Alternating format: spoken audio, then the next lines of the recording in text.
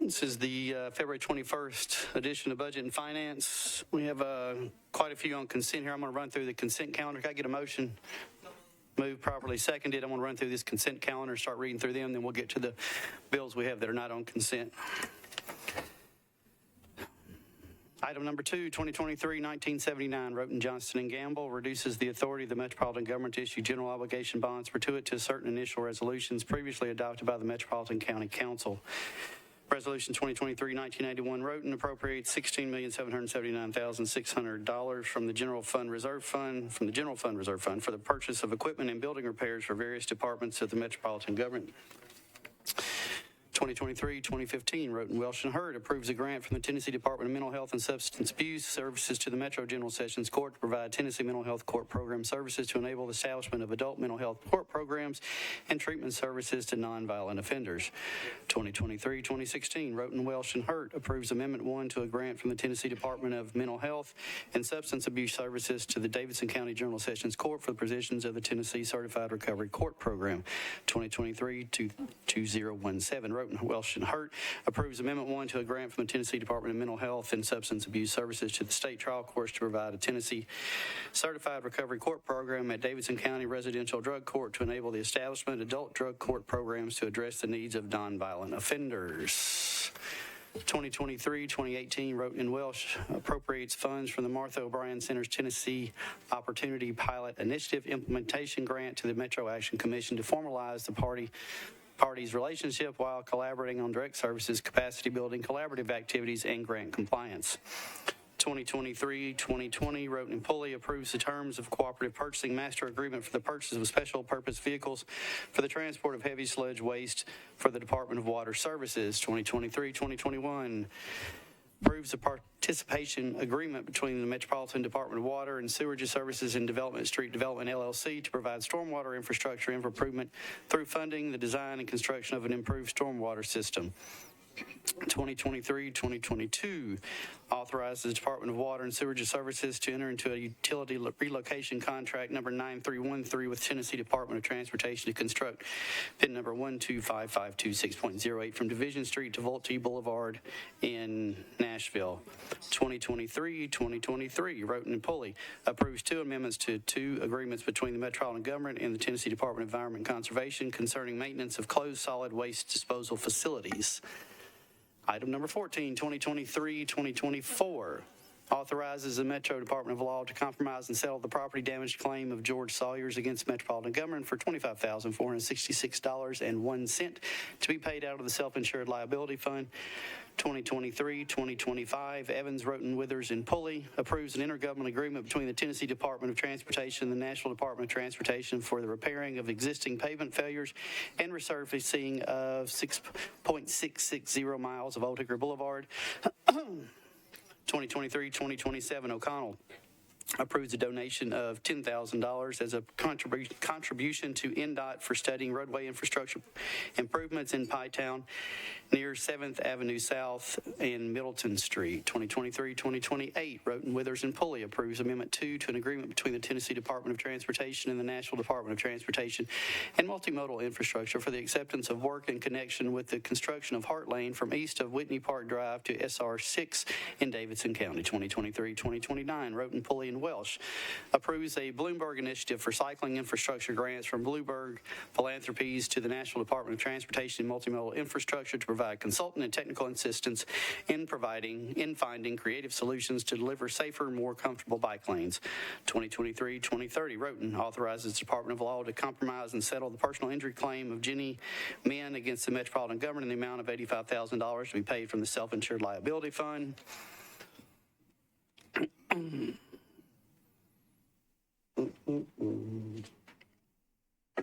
2023-2031, Roten authorizes the Metro Department of Law to compromise and settle the personal injury claim of Elizabeth Giddens against Metropolitan Government in the amount of $30,000 to be paid from the Self-Insured Liability Fund.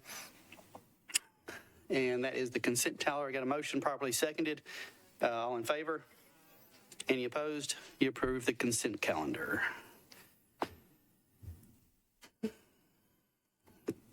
Back on the resolutions, we are on item number 1, 2023-1978, Roten and Gamble. Determines to issue general obligation bonds of the Metropolitan government in an aggregate principal amount of not to exceed $478,540,000. I get a motion? Moved and properly seconded. We have three amendments. We actually have a substitute and three amendments on the bill. I've been told that the substitute will be moved to the heel of the amendments, and then we will see where we are. The first amendment is proposed amendment by Councilmember Parker. Councilmember Parker is not in the room. There he is. We're on your amendment for the capital spending plan, Councilmember Parker. Amendments moved, properly seconded. Councilmember Parker, you are recognized. Thank you, Chair, for recognizing me. So this amendment, I know there was some concern about if it was prudent to include this $5 million in the capital spending plan as it related to the potential of a new Titan Stadium. So I worked with planning and administration staff to kind of figure out, what is this actually going to be used for? And there's a number of projects and pieces in and around the East Bank that this spending is going to support. So what we did is we drafted an amendment that basically said we can use it for these purposes and we will not be using it for potential new stadium purposes. So we really wanted to say we are not issuing GO bonds for new stadium at this point. And that was what I wanted to get across in this amendment. So I would ask for the committee's support. We have an amendment moved and properly seconded. Any questions on the amendment? Seeing none, all in favor? Any opposed? You adopt Councilmember Parker's amendment.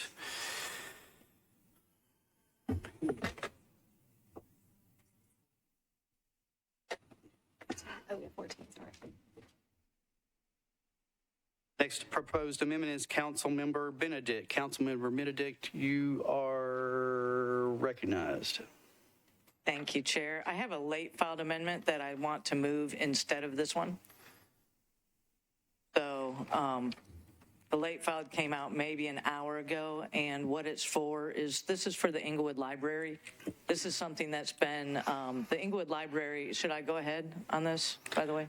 Since we don't have a motion on the other amendment, and this is a late file, we're going to need someone to make a motion to suspend the rules. I move to suspend the rules. We don't need to suspend, okay, we don't need to suspend the rules right now, I'm sorry. So we'll recognize you on this late filed amendment. Okay, thank you, Chair. So the Inglewood, this late filed amendment is based on a figure that the administration gave to me today for design and planning. My initial amendment was to fund the entire design, planning, construction, and the project as it's listed in the CIB. So the late filed amendment is for $1.2 million rather than $28.9 million. The $1.2 million in the late file will come or will cover all of that design and planning and put this in queue for the fiscal year 2024. We've been skipped many, many times. The Inglewood branch has the highest activity per square foot of any branch in the system. We're not the smallest, we're not the largest. We don't have the most, we don't have the least, but we have the most per square foot. So, and it's a growing population. So with that, I will move I guess, did I move the late filed amendment? And it was properly seconded. Okay, so the late filed amendment is $1.2 million. It takes that money from MNPD's barn, horse barn area, and then that moves that into the study area. So. One last thing, the library's current location is where the new library will be built, so there's no need for any land acquisition. Dan Mills School and Lytton School are both within walking distance to this, and both are busting at the seams, and there's more kids moving into the area all the time. It's located on the second highest WeGo route in the ridership in the city, and in the CIB, the last ranking, it was ranked 7th, and currently in the most recent ranking, it was ranked 13th out of all the projects in the city. So with that, I seek this committee's approval, a recommendation for approval for the floor as well. Glad to answer any questions. Councilmember Johnson, you recognize. Thank you, Chair. I appreciate the need for the Inglewood Library. I think that's an important and worthy cause. I think I know that one of the challenges that we have in all of our budget processes, whether we're talking about the CSP or the operating budget, is the fact that we're presented with a budget, and the only way that we amend it is to rob Peter to pay Paul. The particular department that is being proposed to rob from is the MNPD Horse-Mounted Patrol. And I don't know if everyone understands the history around this, but for years and years, the Mounted Patrol was housed at Ellington Agricultural Center. The state changed their terms, and that became untenable at the time. And so now they have been moved out of there, and they are being temporarily housed at Steeplechase. During Steeplechase, that creates a problem because they're actually using that facility. This money is to build a new facility for not only the MNPD, but also Parks Mounted Patrol. So they're combining those two things. It is a much needed facility for a very valued part of MNPD, not only from a patrol perspective, but also community engagement. And so I would encourage you to vote against this, not because Inglewood Library is not worthy. I just think that our system that we have is a bit broken, and it presents a lot of challenges, and I think pitting certain things against others is unfortunate, but this is not one that I'm willing to lose. So I'm going to be voting against the amendment. I encourage my colleagues to do the same. Thank you, Councilmember. Councilmember Evans, you're recognized. Thank you, Chair. I think Councilwoman Johnston shed some light on some of my questions related to the horse barn. I just wanted to make sure the horses were okay and they're not in danger and they are okay. But I appreciate the sentiment behind the libraries also. And so I'm not going to be able to support it tonight, but I understand why Councilwoman Benedict is advocating for it. Thank you. Councilmember Gamble, you're recognized. Thank you, Chair. While I appreciate as well the intent behind the amendment for the Inglewood Library, I know all too well I have had for the last 3 years a request in the CIB for a library in District 3. District 3 currently doesn't have a library at all, so I understand the need to have those library services. With that said, I do agree with Councilmember Johnston's statement about the horse patrol barn and the need for that as well, and not wanting to take resources from one project to another, even though that project is a worthy project. So for that reason, I can't support the amendment, but do encourage Councilmember Benedict, just like myself, to keep that in the CIB and to keep working for it, and we'll get it. Thank you. Thank you, Vice Chair Gamble. Councilmember Vercher, you're recognized. Chair, I was about to cut cartwheels or something back here. Anyway, just want to add to let the sponsors know there is a process for these type of facilities. The library, just like with parks, the master planning process for facilities. So I would encourage you to go through that process, and just selfishly, it's taken Antioch 20 years to get a precinct, and we're still working on that. So you may do the work now, and hopefully, sometime later down the road, it'll actually come to fruition for your community. But it is a slow and delicate process. I would reach out with them so they can start beginning that process for you. Thanks, Chair. Thank you, Councilmember Vercher. Councilmember Van Rees, you're recognized. Yeah, first of all, I want to thank everybody for their input on this. When we're looking at making amendments to the spending plan or to the budget, it absolutely is you take one thing out, you got to take it from somewhere. That's the process. So it's not like that's a wrong thing to do. That's the process. This is not the first time that the folks from Inglewood have wanted to get this thing moving. I want to speak on behalf of former Councilmember Anthony Davis for the 8 years that he spent on trying to get this thing done. So this is not new. This is across the street from current District 8. A lot of my constituents use this library. A lot of District 7 constituents come up to Madison to use the library because that's the closest library. There's a lot of activity up and down that corridor, and this is absolutely needed. Hey man, I'm from Oklahoma. I love horses. But there's one thing that I'm not sure of, and I haven't heard this, and I don't remember it in previous requests for this barn, but it seems as though there are grants available that could be solicited. There's private funding that could be solicited on behalf of the horses that is not available on behalf of a library in its planning. And so I would love to hear from the police department and the parks department on these horses and making sure they're taken care of, what resources that they have looked into beyond the spending plan to do this. Is there anyone here that can address that?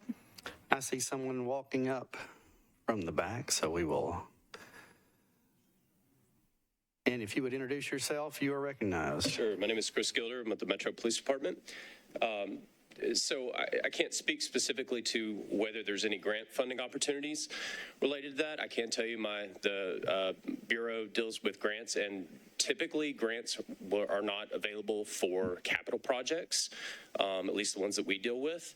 I can tell you that the need for this facility is very great. The facility that they are currently using over at Percy Warner, they have about, with the number of horses that we have there and Parks has there, it adds up to about 3 acres per horse. And the Department of Agriculture recommends you have 21 acres per horse. They're having to redo the ground there. It's basically a mud pit. There's concerns about the horses developing thrush. Some of them have, which is basically an infection that they get in their hoofs and can actually debilitate them.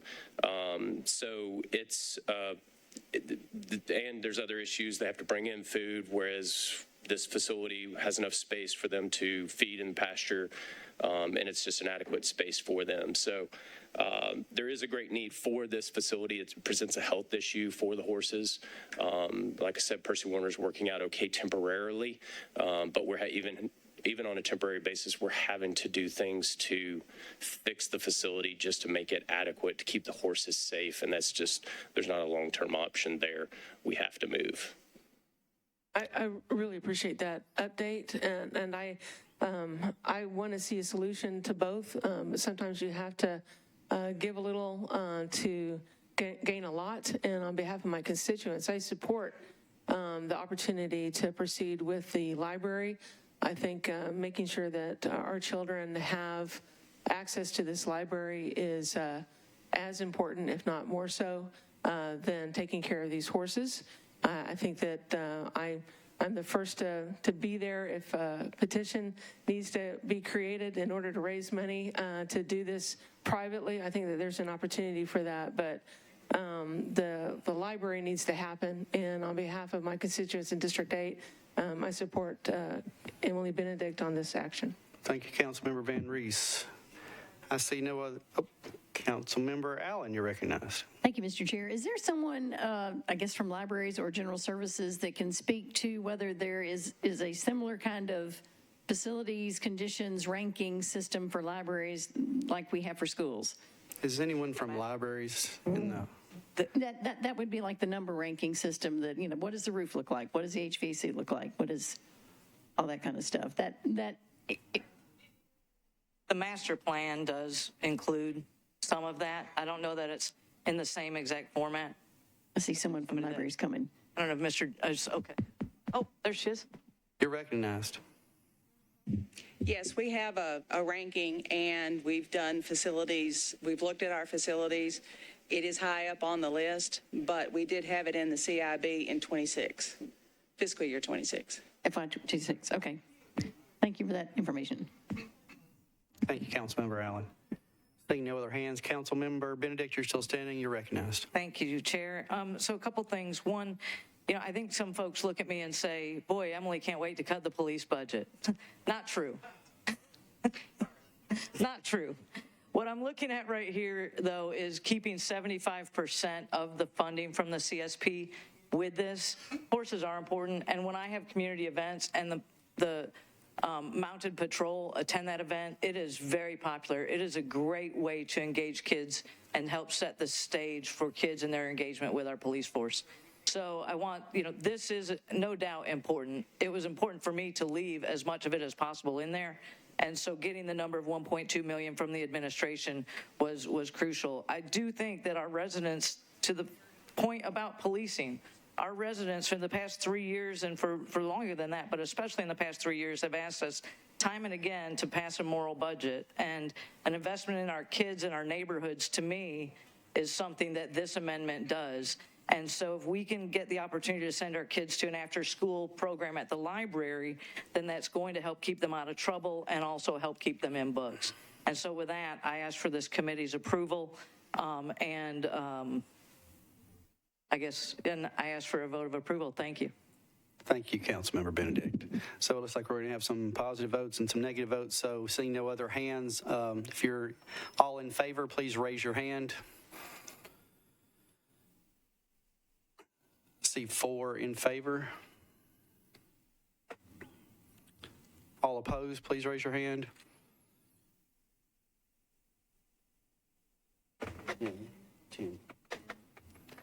10 opposed. Motion for the late amendment fails. Was there an abstention? I'm sorry. Councilmember Sledge, 1 abstention.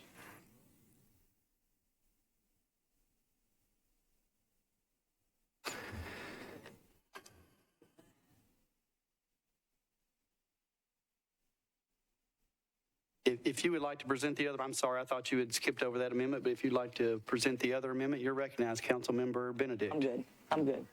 You're good? Yeah, I'm okay. I just was curious what. Yeah. So we're on the capital spending plan. Councilmember Mendez, you're recognized on the substitute. With the Amendment 1 from Councilmember Parker, I'm not going to pursue the substitute. Thanks. All right, so we have all the amendments on the capital spending plans. Any discussion on the capital spending plan? Seeing none. All in favor? Any opposed? You adopt.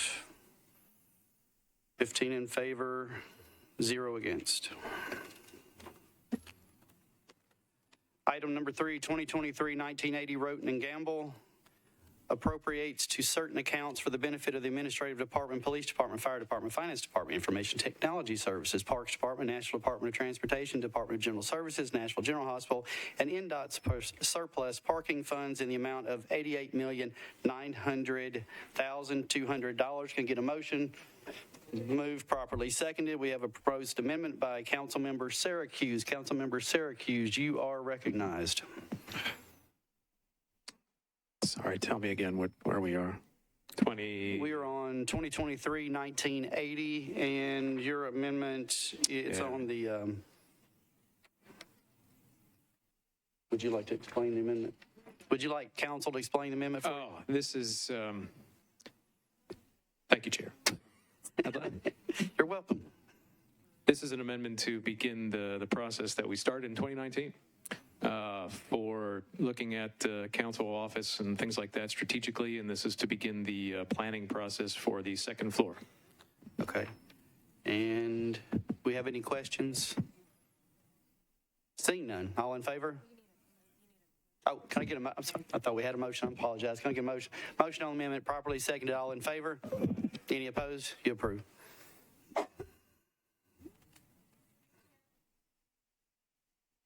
Councilmember Johnston, you're recognized. Did we just vote on the amendment or the bill? The amendment. Oh, okay. Because I just wanted, the way that the caption reads, I had someone reach out to me with, and then I read it and was like, yeah, that looks weird. Because the way that it's written, it looks like we have $88,988,200 in surplus parking funds, which we clearly do not. So I just wanted for someone to stand up and explain that we've got several line items of money that's coming from just from the general fund surplus is what I'm understanding. There we go. Thank you, Kelly. You're recognized. Sure. So there are two components to this. The first of the 88.9 is 3.2, which is coming from the surplus parking fund revenue. The fund balance in there as of today was 6.7 million, and we're contemplating using 3.2. The remaining 85.7 is reflected from the operating budget and exceeding revenues, as we talked about during the presentation last time. So I would say we've all met Diana. If she thought she had $90 million in parking, she would have spent it a long time ago. I know. I was like, hey, we found a honeypot. Yeah. No, thank you for that clarification. It just reads a little wonky. Thanks. Sorry. Thank you, Councilmember Johnston. All right, we have moved the amendment. We approved the amendment, 15 in favor, 0 against. We are on the resolution 2023-1980. Seeing no hands, all in favor? Any opposed? You approve. 15 in favor, 0 against.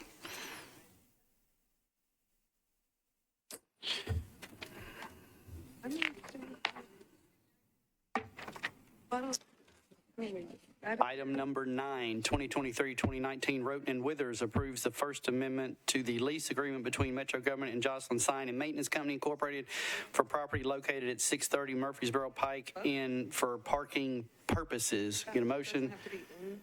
Moved, properly seconded. Councilmember Allen, I saw you first, so Councilmember Allen, you're recognized. Thank you. It just seems like a really large jump to go from $4,000 a month to $7,000. Is that because we were getting a super great deal, or can someone just And I will speak let to that the inflation administration talk to that one. You're recognized. This is the parking for 2023, I'm thinking it must be for the police parking. We were paying $4,000 a month and we're jumping to $7,000. That is correct. And the question was, that seems like more than inflation. How were we getting a great deal to start with, or? So I'm not sure about the deal that we had to start with and the numbers, that come now. But originally we had a lease that was for, I think, 5 years. It expired.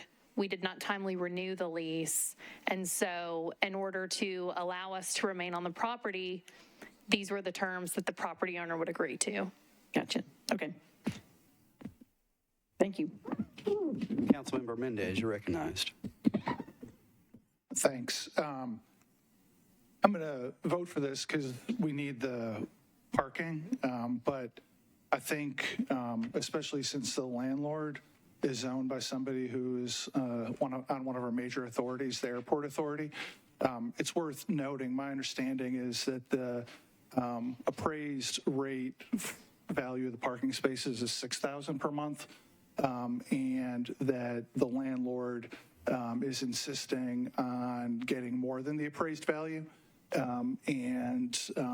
Because there's not really a lot of options, despite the appraisal being at $6,000 a month, apparently we're going to agree to pay somebody who is on the airport authority about 16% higher than what that appraised rate is. But we need the space, so I guess that's the way it's got to be. But I think those facts are worth the public knowing. Thank you, Councilmember Mendez. Councilmember Gamble, you are recognized. Thank you, Chair. Just for a public notice, this contract or this agreement is for 1 year, is that correct? Or how long is this new lease for? Our council's shaking their head up and down. I apologize. I'm seeing 3 years. So 3 years, okay. 3-year lease. All right, thank you. Thank you, Councilmember. Seeing no other hands, all in favor? Any opposed? You approve. We have one abstention. 14 in favor, one abstention.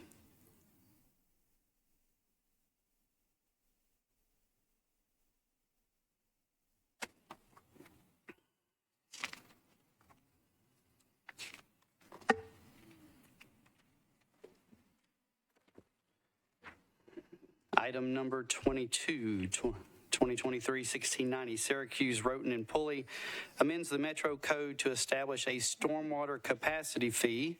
The motion, Vice Chair, can I get a motion? Moved, properly seconded.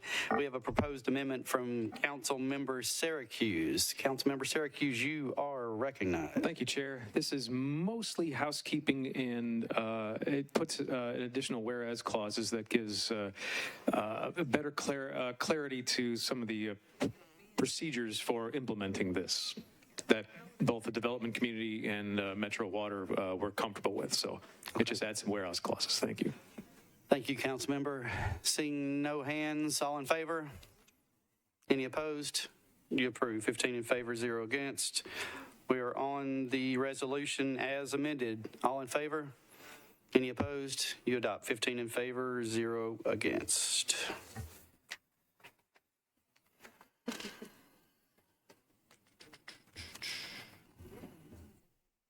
Yeah, I'm sorry. That was an ordinance, not a resolution. And that was all the bills that I have. I have not read the consent for the bills on second reading, so I'm just going to read the consent calendar for bills on second reading, and we will be done. 2023-1689, Parker creates a permit program for parklets and streeteries in Davidson County and establishes a fee structure for such licenses, and by amending Chapter 13.32 by adding a new section to be designated Section 13.32.166 of the Metropolitan Code. 2023-1694, Road in Syracuse approves an agreement between the Metro Nashville Police Department and Airbus Helicopters Incorporated for the lease of the MNPD helicopter to be used at the HAI Heli Expo 2023 show. 2023-1695, Toombs, Roten, Withers, and Pulley authorizes the granting and temporary construction easements of the Piedmont Natural Gas Company Incorporated for property owned by the Metropolitan Government located at 0 Brick Church Pike and 1354 Brick Church Pike. 2023-1696, Roten and Pulley approves a contract between the Metropolitan Government and PSI Water Technologies Incorporated to provide microchlor on-site y'all do this on purpose, hypochlorite generation systems, parts, and services. And that is all on the second reading ordinance consent agenda. Could I get a motion?